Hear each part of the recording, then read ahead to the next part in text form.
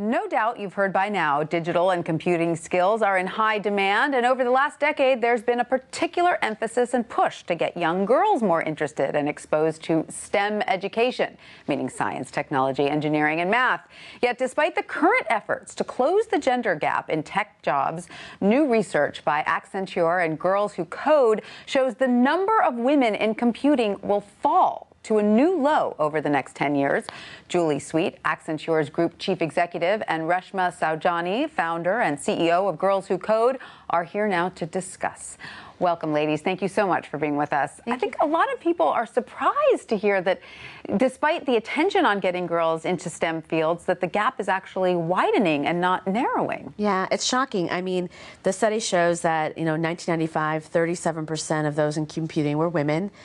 Today, that number is 25%. And, by 2025, it's going to be 22%, which is, it's surprising because computer science is so popular, right? We're having this coding conversations, the president's talking about CS for all, but the problem is that universal computer science education is very much kind of this one-size-fits-all, and we're not taking account of gender, which is a huge issue. Right? So you're finding that the approach is part of the problem, that when we want to include women, we need to, or girls, because this starts young, we need to tailor the approach. Is that right? Absolutely. So great example is teachers. So our study showed that for boys, it doesn't matter whether their teacher is a man or a woman, but for girls, they're 26% more likely to study computer science if they have a woman teacher. That's a very practical and important insight as you think about the things we need to do to implement computer science for all. Absolutely. And your report sort of breaks down that there are particular stages in a girl's education.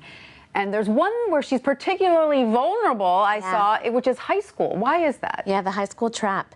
In high school, girls are sensitive if their friends are not in their class. If they don't have role models, so they don't hear about Ada Lovelace or Grace Hopper or the ENIAC women who are really the pioneers of computer science. If a teacher is not inspiring, that matters. If the curriculum is not tailored to her interests, and I think girls want to change the world, right? They're not dreaming about billion-dollar exits. And so these things matter, and they can permanently turn off girls in high school. So you're seeing that there's a sort of a surge in interest in junior high, and then it dips in high school? That's right. And what the report shows is you have a real roadmap. You can spark their interest in junior high. And in fact, women who study computer science, 74% of them were exposed in junior high. Then the second phase is where you need to sustain it because of that high school trap, because there are different things. And then finally, in college, you really need to focus on inspiring, having the curriculum that helps women see this is a career I want to go into. And you've seen successes there, like at Harvey Mudd and Berkeley. So it's spark, sustain, and then inspire. That's such a great plan. Now, obviously, we will have a new administration soon.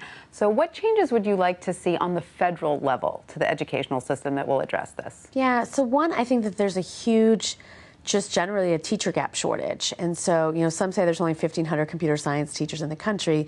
The opportunity cost of working, as a programmer at Accenture versus teaching, in a public school is ginormous, right? And so we need to have real policies coming out of the federal government to think about how do we offer incentives, maybe it's loan forgiveness programs, to inspire people to go into the teaching profession.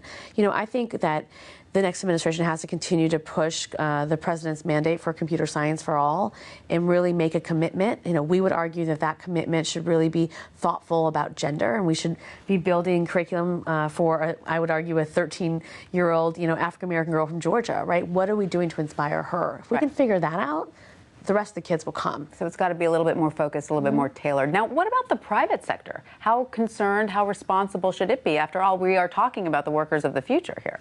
Well, we think it's really important, and that's why we were so excited to partner with Girls Who Code. We've supported Girls Who Code for the last couple of years, and we think it's important really for three reasons. The first is around the skills gap, right? So last year, in 2015, 40,000 computer science graduates, 500,000 new jobs which needed computer science. If you do not have half the population also increasing and being part of it, you will not solve this very important need for our competitiveness.